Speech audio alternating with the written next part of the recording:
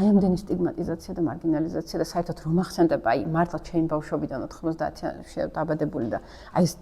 შეუმწყნარებლობა აი მარტო ვერბალურ დონეზე აი როცა ვახსენებდით ჯერ როლტოულებს ვეძახდით მე რაღაცა სხვადასხვა სახელებს თითქოს მათი ბრალი იყო რომ უსახკაროდ დარჩნენ გესმის აი რაღაცა თავმობეზრებული პერსპექტივა თბილისელის რო აი რა შეგვჭამეს ამ თვითონ ირონიზირებენ ძალიან კარგად ხუმრობენ ამაზე ბეჭუ ხუმრობს ხოლმე რომ აი რა შეგვჭამეს ამ ტოლვილებენ ეს ხო იმათ არასდროს არ ავიწყდებათ ეს ფრაზები რა რომლებიც ახლა რამდენჯერ გვაგაგებული ყველას და ამიტომ კი ძალიან დიდი კვალი დატოვა თუნდაც ქორწინებები ხო სტატისტიკურად არა თქვათ უფრო აი დევნილსა და დევნილს შორის მოხდება იმიტომ რომ აი ისინი უფრო დაცულად გრძნობენ თავს ამ ემაში გესმის ახლა თავის თვითონაც აქვთ ეს განცდა რომ ჩვენ და ისინი და ეს ინტეგრაცია ეს ბოლომდე არ მოხდა აი ეხა და ეხა შეიძლება რაღაცა ახალმა თაობამ დაბიჯი გადადგას, მაგრამ ამას სჭირდება რაღაცა სოციალური პოლიტიკის ისიც არა, ქონაც და ნებაც რა, პოლიტიკური ნებაც, რომ რაღაც სივრცეები შეიქმნას, ამ ადამიანების ხმა იყოს წარმოდგენილი ყველა სფეროში და ნუ დიდი სამუშაოა ჩასატარებელი, ყველა შემთხვევაში ძალიან დიდი სამუშაოა ჩასატარებელი.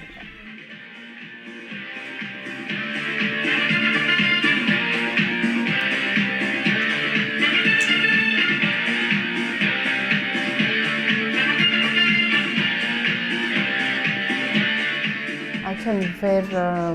გაუზელით იმ ცდუნებას, რომ ფილმისთვის ქართლის ცხოვრება დაგვერქმია, იმიტომ რომ იმდენად რაღაცა თვალსაჩინო იყო ეს მეტაფორა, რასაც გვთავაზობდა რეალობა რა, რაღაცა ნახევრად დანგრეული სანატორიუმი, რომელსაც ქართლი ქვია და რომელიც არის ფაქტობრივად აი რაღაცნაირი მოწმე და საკუთარ სხეულზე გამტარი საქართველოს უახლესი ისტორიის, თან ყველაზე მტკივნეული მომენტების და თან პლუს როგორი რაღაცა იცი ეს სანატორიუმი დგას თბილისის ზღვის გადმოღმა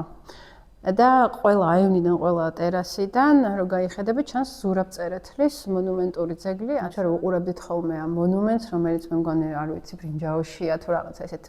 ლითონში ჩამოსხმული ძირთადად არიან საქართველოს მეფეები დედოფლები წმინდანები სულ ქონდა ეგ განცდა რომ იცი რა აი აქ არის ქართლის ცხოვრება, საიდანაც ჩვენ ვიყურებით, აქ ყავს სინამდვილეში ის მეფეები და დედოფლები და მოწამეები და ცოტა აი ამის რაღაცა საპირწონეთ და ერთგვარ ანარეკლადაც მოვიდა მე ეს სახელი. ქართლი რომ არიულია და იქ ცხოვრება არ შეიძლება და ეს უკვე ბევრი წელია თვითონ იმ ადამიანებმა ციციან არსებობს რაღაც სამხარაულის დასკვნები და ამაზე აღარ დაობს რა არავინ უბრალოდ რაღაცა 2022-ში ის კრიტიკული მომენტი იყო როცა უცებ ჩამოიყარა ხო ესე ბათქაში კი არა აი კაი დიდი ლოდები გესმის და აი გადარჩა იქ ხალხი რომ რამე უბედური შემთხვევა არ მოხდა და იმ მომენტში ეს იყო იანვარი იყო თორცდები აი კიდე ერთი ბიძგი ამ ადამიანებისთვის რომ აი კიდე ერთხელ გაებრძოლათ რა თავისი უფლებებისთვის, ძალიან ბაზისურისთვის და ისე მოხდა, რომ აი ამ რაღაცნაირ ემოციურ ტალღას და მაშინ მართლა ძალიან ინტენსიური იყო პროცესები, იმიტომ რომ ძალიან პრინციპულად გადაწყვიტეს, რომ ბოლომდე ვიბრძოლებთ და უკვე ესე აღარ შეიძლება. მოყვა აი ეს ტრაგედია რა, ზურის ამბავი. ვინც ქვევით იდგა ისინი ყვებიან, რომ ზევით რო ასულ სახურავზე ხელები გაუშლია და დაუყვირია, რომ მგეშინიათ ბინებს მიიღებთ და ამით ყურადღებას მივიქცევთ. მართლა ტრაგედია ის არის, რომ ამ ადამიანმა რაც ჩაიფიქრა, იმისი ბოლოს სიტყვები რაც იყო, რომ აი ეხლა მე ამას ვაკეთებ იმისთვის, რომ თქვენ მე ყურადღებას მოგაქცევენ და ეს პროცესი აჩქარდება, ეს გამართლდა. რომ აი მართლა იძულებით გადაადგილებულ ადამიანებს საქართველოში ყოველთვის უწევთ, რომ იყვნენ მეორე და მეათეხარისხოვანი ადამიანები, რომ მათი პრობლემები არასდროს არ გახდა რა, არც ერთი სოციალური პოლიტიკის რაღაც აი მართლა ისეთი მნიშვნელოვანი საკითხი არც ერთმა ხელისუფლებამ არ დაისვა და არ გადაჭრა ეს საკითხი და მათ გამუდმებით უწევთ აი რაღაცა ექსტრემალური ძალიან დიდი მსხვერპლის ფასად ყურადღება მიიქციან რა ძალიან მიჭირს რა აი მაგის ან მეტაფორად ან ალეგორიად გადაქცევა მაგრამ მეორე მხრივ რაღაც რო გადაავლებ თვალს საქართველოს ისტორიას, სულ რაღაცა ეგეთ მსხვერპლზე დგას ხოლმე რაღაცა ტიპის მოძრაობები და რაღაცა მაინც ზუგრის ჩანაფიქრი რაც იყო, ყოველ შემთხვევაში აი ეს იმუშავა მაგან რა ძალიან უხეშად რო გითხრა. მიიქცია მართლა ყურადღება და ამას მოყვა მე დაჩქარებული აი ბინების გადაცემის პროცესი. ხო და აი არ ვიცი თუ გინდა მითოლოგიურ ჟანრში გადაიყვანონ ლეგენდარულ ჟანრში და მე გვახსენდებოდა ბევრი რაღაც რო რაღაც ხო არის მართლა მე სახელიც ემთხვეოდა რომ აი რაღაცა ციხე არ აშენდება ამ ქვეყანაში თუ ზურაბი არ ჩავაყოლეთ და აი რაღაცა გამსჭვალული არის რა რაღაცა საქართველოს ისტორია ყოველთვის ამ რაღაცა ტიპის ადამიანური მსხვერპლით რომელზეც მე ნუ ბევრი ადამიანი დგება და რაღაცა შენდება და აი ამ ხრივ იმის მიუხედავად რომ ინგრევა და იმის მიუხედავად რომ თითქოს აი ესე გარედან არაფერი ესეთი არ ჩანს სინათლე რა აი ცოტა შიგნიდან რომ შეხედო მაგ პროცესებს რა ცოტა რომ გადაფხიკო ეს რაღაცა მარტო სოციალურ პოლიტიკური შრე მე მგონია რომ ამ ამბავმა აი რაღაც ტიპის სინათლე ესეთი უხილავი მაინც ამოანათ ამ ქართლის ნაპრალში და ძალიან გამიხარდა რომ აი ბოლოს ქართლის პოსტერი ვინც გააკეთა თორნიკე რობაქიძემ ხატვარმა ეგ მომენტი დაიჭირა თვითონაც რა ფილმი რო ნახა ამ ნაპრალიდან ამოუშვა სინათლე და ეს სინათლე რაღაცნაირად იქ დაიბადა აი ამ კონსოლიდაციაში აი ამ ერთმანეთის გატანის და აი ამ ტკივილიდან რაღაცა სერიოზული გამოცდილების ამოზრდის პროცესში და ამის თანამონაწილეები რაღაცნაირად მე და ჟულიანიც გავხდით რა და ამიტომ ჩვენთვისაც ძალიან დიდი ცხოვრებისეული გამოცდილება იყო რა ეს არის რომ ფილმს ვაკეთებ ცალკე და ვცხოვრობ ცალკე რა აი მართლა ვიცხოვრეთ და გავიარეთ რაღაცა მნიშვნელოვანი ამ ყველაფერთან ერთად გარდა აი ამ რაღაცა დრამატულ სოციალურ პოლიტიკური ფონისა რა ჩვენ ყოველთვის იქ ვეძებდით და ვღებულობდით რაღაცა ისეთ ემოციურ ზრუნვით უკუგებას რა რაც არ გვიტოვებს რა იმის შანსს რომ აი ზუსტად ის სინათლე არ დავინახოთ რა.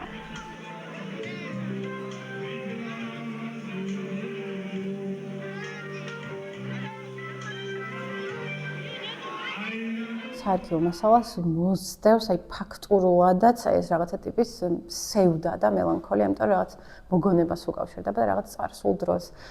და ჩვენთვის ძალიან მნიშვნელოვანი იყო რომ გვეპოვა ფორმა, რა ფორმით შემოგვაქვს აი ეს წარსული მთელი ეს ამბები ფილმში. და რადგან გვინდოდა რომ აი ეს რაღაცა ესე ლინეარული რაღაც თხრობისთვის მაინც და მაინც არ მიგვემართა და რაღაც უფრო ესეთი ფორმა გვეპოვა კინემატოგრაფიული ამის თქვათ აი ემოციურად მოსატანად არქივები საუკეთესო ვარიანტი იყო რა. ორნაირი არქივებია ფილმში, ერთი აი პირადი არქივები, რომლებიც თვითონ ქართლის მაცხოვრებლების ოჯახური არქივებია და ძირითადად არის ქორწილები და დაბადების დღეები და არის მეორე, რომელიც საზოგადოებრივი მაუწყებლის არქივში აღმოვაჩინეთ, მაგრამ ავტორი ყავს ამასალს, აი განსაკუთრებით ზამთრის გადმოსვლის კადრებს, ბესო სოლომონაშვილი, მწერალი, დრამატურგი და რეჟისორია თვითონაც და მისი გადაღებულია რა თუ არ ვცდები წითელი ჯვრისთვის იღებდა ამ მასალას და რაღაცა მოხალისეების ჯგუფი წავიდა იმისთვის რომ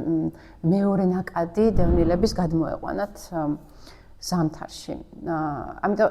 მე მგონია რომ მაგ მასალამ კიდე ძალიან დიდი კონტრიბუცია შეიტანა, რაღაცები აი უსიტყვოდ გასაგები გახადა რა, თქო და გადაგვარჩინა რომ აი რაღაცა ექსპლიკატორული, აი ცოტა ახსნითი გზით მოგვეყოლა, თქვა მაყურებლისთვის რა და როგორ. თავიდანვე როგორ იყო, იცი, აი ბევრ ექსპერიმენტს ვატარებდით, რომ აი როგორ მოვყვეთ ეხლა ამ ამბის მთელი კომპლექსურობა. აი რა მასალა, რაზე იქნება პასუხისმგებელი. რო ვიღებდით თავიდან რაღაცა ამ გაპრიალებულ ეგრეთ წოდებულ ლამაზ გამოსახულებას, იქ ცალკე ნერვები გვეშლებოდა, რომ მოიცა ეს ეხა რაღაცას კი ყვება, მაგრამ რაღაცას მალავს სამაგიეროდ რა. მერე ავიღეთ ეს ხელის კამერა, რომ აი მოდი ეს რაღაცა უხეშობა და აი რაღაცა სიმძიმე და გაუთლელობა რა, მოდი ის ეხა ამას გამოვატანინოთ. მე მოვიგონეთ აი ეს შესავალში გვაქვს კადრები უნდოვანი და რაღაცა კამერა ობსკურას პრინციპით რაღაც ხელნაკეთი კამერით გადავიღეთ, რომელიც შეიძლება აი რეზონირებს ზუსტად იმ რაღაცა აფხაზეთის და იმ წარსულის თემებზე რა, რომლებიც ამათ ზმანებაში სულ აქვთ. ან დავფერდით. არ უკან დავიუსიბერე. ახლა მალე გათანამდება, მალე ერთ წელიწადში გათანამდება, რამდენი სოხუმში ვიცხოვრე, იმდენი ერთება თბილისში დაცხოვრე.აცალმა ისე ღერდეს აი გაზვიადებულად უთქვამთ, რომ აი რაღაცა განიცდება როგორც მეორე დევნილობა. მართლა განიცდება, იმიტომ რომ არ არის 30 წელი ცოტა და 33 წელი ცოტა არ არის ნამდვილად და აი რაღაცა ძალიან დიდი საზიარო ბედისწერა ჰქონდათ ამ ადამიანებს და რაღაცნაირად ისწავლეს ამ ყველაფერთან გამკლავება, ცხოვრების გაგრძელება, პირველ რიგში ქალებზე გადავიდა, რა თქმა უნდა. ქალებმა მოძებნეს უფრო მეტად საკუთარ თავში ეს რაღაცა სიცოცხლის უნარიანობა და თვითგადარჩენის ინსტინქტი და ისინი არიან შემკვრელები და მაცოცხლებლები არა აი ამ კომუნის შეიძლება ესე ვთქვათ მაგრამ იმის მიუხედავად რომ თვითონ ფილმში კაცები არ არიან უფრო ნაკლები დრო ეთმობათ რა მათ რეპრეზენტაციას ვიდრე ქალებისას აი სულ მინდა ვთქვა რომ იმიტომ არა რომ ისინი ნაკლებად სენსიტიურები არიან ან არ მონაწილეობენ იმ ცხოვრებაში უბრალოდ ისინი აღმოჩნდნენ ბევრად უფრო აი კანგაცილები რაღაცნაირად აი ამ ომის ტრამვის მერე ბევრად უფრო ფრუსტრირებულები, ბევრად უფრო გულჩათხრობილები და ძალიან ძიმედ გადაიტანეს ეს ამბები რა სინამდვილეში და ეტყობა კიდე იქ რაღაც სხვა ფაქტორები არა, როცა ომს აგებ, როცა მებრძოლი იყავი იმ ომში, რომელიც მერე წააგე, რომელმაც ყველაფერი პერსონალურ ცხოვრებას ხაზი გადაუსვა და გადაგაქცია თემური ღირსებაზე ძალიან მოქმედებს და ვერ იპოვეს რა ეს ადაპტაციის რაღაც მეთოდები რომ ქალებმა უფრო შეძლეს არა მათ უფრო გაუჭირდათ მაგრამ აი მეორე მხრივ ხო სულ მაგას ვამბობ ერთ-ერთ ვორქშოპზე ვიყავით და ერთ-ერთმა ამერიკელმა რეჟისორმა რებეკა კამისამ ეგეთი რეფლექსია მოგვცა რომ აი ზურიცო იმიტომ რომ წინა დღეებში სანამ ზური ამას იზამდა სატელევიზიო ინტერვიუში სხვა შორის ამბობს რომ აი ჩვენ ვეტერანები ვართ და როგორ გვექცევით გესმის და რაღაცა წინასწარი მუქრება კიდეც იცი კამერებს რომ აი ხა თუ ჩვენს ვეტერანების ოჯახებს არ მოგხედავთ რაღაცა თელ საქართველოს შევყრი და იმ მომენტში არავინ სერიოზულად მაგას არ აღიქვამდა და ან როგორ დაუშვებდით მაგრამ რატომ ამბობ იცი მაგას რომ აი ეს იდენტობა რომ აი მებრძოლის და რომ ომში მონაწილე ადამიანის კაცებისთვის როგორც ჩანს ძალიან მნიშვნელოვანი იყო და რებეკა მეგეთი რაღაც თქვა რომ აი ზურიმაცო ბოლოს რაც გააკეთა აი ძალიან მებრძოლის ჟესტიაო რა იმიტომ რომ რას აკეთებს მებრძოლი ომში ან ფაქტობრივად თავის სხეულს დებს ფრონტის ხაზზე რა და იგივე გააკეთაო რა უბრალოდ სხვა ფორმაში და ესე გადმოთარგმნაო და ძალიან შემეხო ეგ სიტყვები და მეც რაღაცა მე ეგრე თითოს გასაღები მომეცა რა რომ აი როგორ რეაგირებენ კაცები ამ ხელა ტიპის უსამართლობაზე ბევრად უფრო დრამატულად სინამდვილეში ოჩა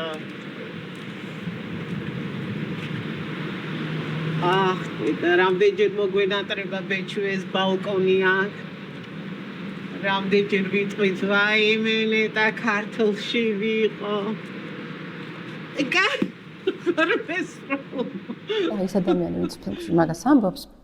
მას თქვა ბინა ოფიციალურად მიეცა 3 წლის წინ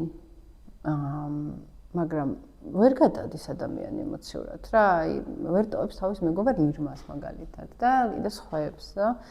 მართლა ძალიან გაუჭირდათ რაღაც პერსპექტივით ხო იქ შეიძლება გაგიკვირდეს რომ მოიცა აი ამდენ ხანს რასაც ელოდებოდი აჰა და რაღაც ახანებ და რას რატო იგდებ თავს საფრთხეში, რატო ცხოვრობ ისევ ავარიულ შენობაში და თითქოს ძალიან ესეთი არა ლეგიტიმური არგუმენტებია და იქ რამდენიმე სამინისტროს წარმომადგენელმა იქ რაღაცა ცოტა ესეთი რა დამრიგებლური ტონით და ცოტა თითისქნევითაც გაბედა რა მაგ მესიჯების გავრცელება, მაგრამ არაფერს რო არ ითვალისწინებენ, ირმაც ამბობს რა ფილმში, რომ არაფერს არ ითვალისწინებენ. რომ ცხოვრება და ვთქვათ, საერთოდ რაზე ვდგავართ რა, რაზე დგას ეს ჩვენი ურთიერთობები. მათ ძალიან უნდათ, რომ ეცადათ, რომ ვთქვათ, აი კიდე რაღაცა ახალ აშენებულ კორპუსში რაღაცა ერთად გადასულიყვნენ. ტერიტორიასთანაც აქვთ დიდი ბმა სხვათა შორის რა, იმიტომ რომ იქვე სასაფლაოა და რაღაცნაირად ამბობენ ხოლმე, რომ აი ცოტა ბედის ირონიის ამბავშიც მაინც ზღვა არა, მაგრამ ტბა და მაინც ზღვასთან სიახლოვე და ეს რაღაცა სანატორიუმის განწყობა მაინც იყო რემინისცენციური როგორც ჩანს რა იმ ტერიტორიიდან საიდან წამოვიდნენ რაღაცა კავშირებს პოულობდნენ და ყველას აქვს განცდა რომ აი თავიდან მოშორების მიზნით იმიტომ რომ კიდე რაღაცა უფრო დიდი სკანდალი არატეხილიყო აი უცებ ესე დაარიგეს იმ მომენტში ბინები რა, ამ ფასად, ამ ცხოვრების ფასად. და ამიტომ ხო აბსოლუტურად იმის მიუხედავად, აი კლასტერები, პატარ-პატარა კლასტერებად ახლა მაინც იქნებიან, მაინც ძალიან შორს სივრცეში დაშორებულად იქნებიან ერთმანეთისგან რა. სანატორიუმი ხალხის. შენ, მე, მარინა, დედა შენ. მე ხოვა? შენ და აქეთ ვისწავლეთ ბევრი რაღაც რა. და როგორც ჩანს, სადღაც არის კარგი კანონზომიერება, რომ აი დიდ ტკივილებში, დიდ გამოცდებში, აი ბედის წერულ რაღაცა იმებში რომ გადიხარ ტურბულენტობაში, მე ყოველთვის ესე არ არის, მაგრამ როგორც მინიმუმ იმისი შანსი გრჩება, რომ იქიდან გამოხვიდე რაღაცა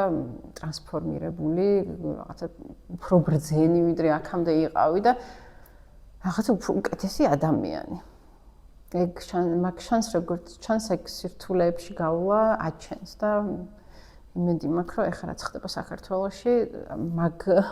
ასპექტში ინდივიდუალურად იმუშავებს რა ჩვენზე და რაღაცა დაკრისტალდება ისე რასაც მე შემდეგი თაობა დაეყრდნობა